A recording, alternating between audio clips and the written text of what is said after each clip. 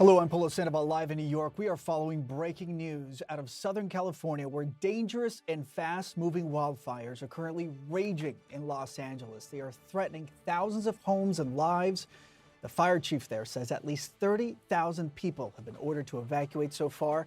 A powerful windstorm is what's really fueling the flames and has prompted officials on the ground to declare a state of emergency that's in effect. And the situation is only expected to get worse in the coming hours ahead as the winds are forecast to grow even stronger, which is hard to imagine. Residents fleeing the fires describing these harrowing scenes you're looking at. This is the worst fire I've ever encountered. I've been within a mile, and I've never had to get evacuated. So I was really surprised that the fire moved so quickly this time. We were running down, you could see palm trees, just like random palm trees on fire. So I'm sure leaves are burning and falling down, and it's literally apocalyptic.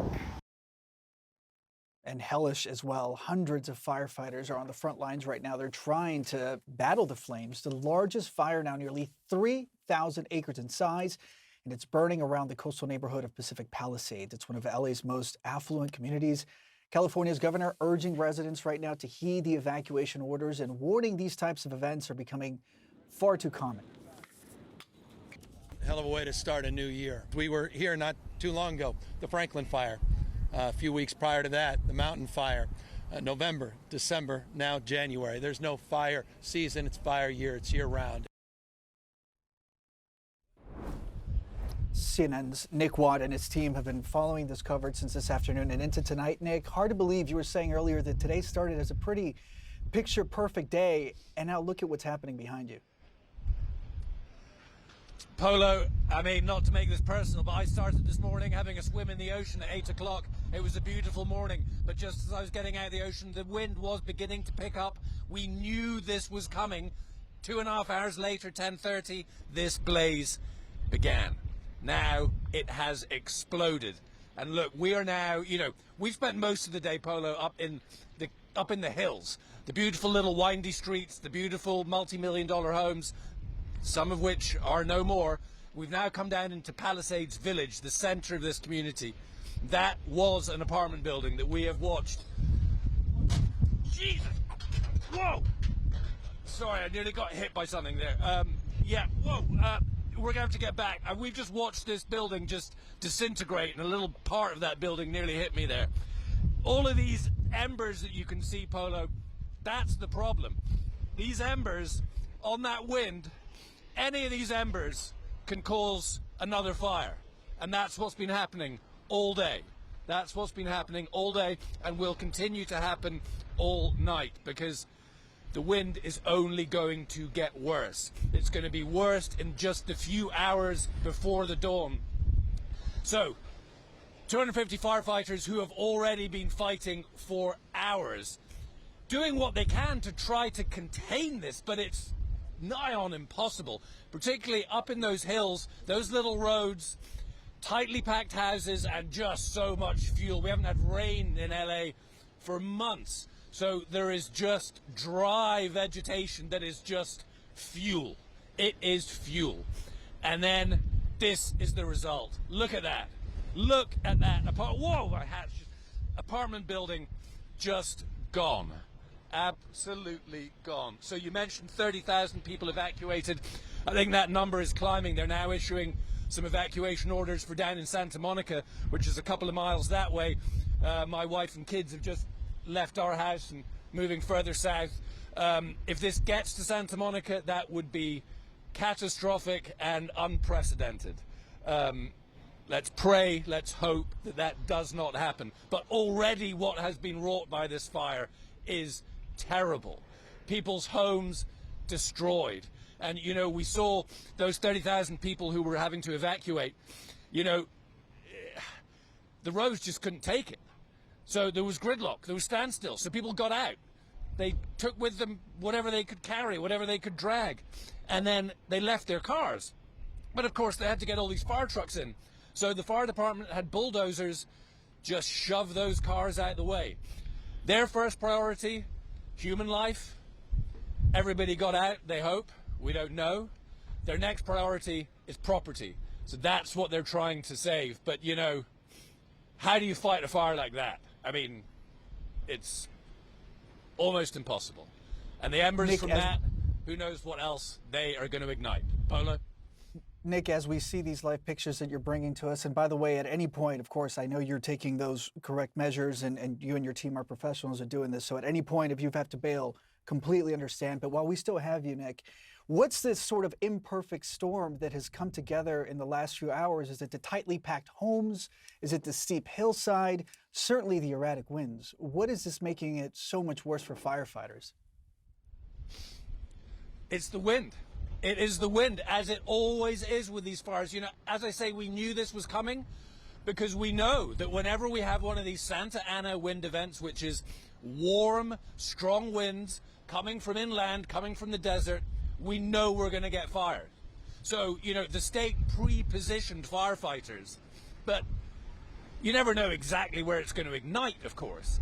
And then getting those firefighters up into those hills. And of course, with this wind, you know, normally the last fire I covered up here in the Palisades in 2021, they had fixed wing and helicopters just dropping water and flame retardant, and that was huge. They haven't had those air assets up today. Wind. So they've been fighting this on the ground. So you've got guys on the ground, tight packed houses, all this vegetation, tight windy roads. It is a terrible place to try to fight a fire. They're doing their best. Polo? Nick, thanks to you and your whole team, we do have eyes on the ground. Not only us, but also the residents in the surrounding regions that may be faced with a very difficult decision to potentially evacuate tonight. So thank you so much, Nick. We'll let you go so you can reassess. In the meantime, let's go ahead and bring in Nita Srikanth. She is a resident of LA County. Nita, she was, my understanding is that you were in Pacific Palisades earlier as the fire was actually starting to grow. In fact, you were hiking in the Palisades, if I'm not mistaken, with your dog when you saw the fire off in the distance. So I'm curious, when did you realize when this was about to get very serious? It was actually my dog that informed me. So I had my AirPods in, and I was hiking up West Ridge Trail, which is Mandeville Canyon up in the Palisades area. And as we started the hike, the winds were out of control. There was, as the previous person said, there's just dry brush everywhere right now in the Palisades. And so for the past few months, typically this is around the time that we get a ton of rain. And so without that, and just walking up the trail, my dog got freaked out because it sounded like some sort of explosion when it first started. So as we started the hike, you couldn't really see anything. It was a clear, beautiful day, obviously windy with the weather that we have. But it was during the hike that all of a sudden I turned around and I saw just a puff of smoke go up. And that's when I really started recording. And I think I shared some videos with you all as to what we saw. Yeah. And the dog started freaking out, and it just continued to grow. And it was very clear and evident that this was a different type of fire. The fire was just out of control, and it was spreading so fast and rapid. And Nita, those images that you just mentioned, we're actually sharing those with our viewers as we speak, where you could see that smoke on the horizon. It really is quite apocalyptic here. At this point, do you have any friends or family in the region who have been affected? My understanding is so far you haven't personally, but are you in contact with some of those people who have already been affected by this fire? Yeah, actually, just before I came on, my friend and her husband had to evacuate from Santa Monica, and they're now staying with me here. And actually, if you step outside, you can see the fire. Right now, LA is lit up right now with the amount of fire and the smoke that you could still see through the night. You know, for those people who aren't familiar with California, obviously wildfire is not unusual, but how does this really stand out from all the other fires that you have perhaps witnessed in your time there?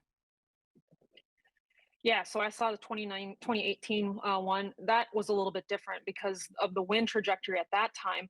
A lot of the soot and the smoke was coming back towards the residents. This time, not that there's any type of small victory in this type of situation, the air is actually pushing towards the ocean. So the residents aren't as covered in smoke this time compared to what it was like in 2019. 2021, not to compare these, it wasn't as bad as the 2019 one or the one we're actually currently experiencing. LA looks like an apocalyptic city right now, and I'm not sure what it's going to be overnight because the winds are very, very strong, and we could wake up to even more destruction than any of us right now realize with the dark of night covering it all. As a resident there, can you tell me a little bit about what folks, at least residents, knew that was potentially coming? Was there heavy winds in the forecast? Were people told to prepare for the potential for a wildfire? Certainly not that anybody could have predicted this. Right. Well, there were warnings ahead of time, right? We were kind of told that to expect the Santa Ana winds, and we were actually told it would be up to 100 miles per hour. And when that typically happens at this time of year, when there hasn't been any rainfall, there was always going to be that high risk opportunity that a fire was going to spread. As a resident, I did not expect it to happen immediately as soon as it started. And also, no one could have predicted that the destruction would have been this bad, where Santa Monica is being evacuated at that point. And if Santa Monica is being evacuated, like we know that this is significantly different than the previous ones. But in 2019, the smoke, 2018, the smoke and the soot pretty much covered the entire city. And this time the air is actually going out towards the ocean.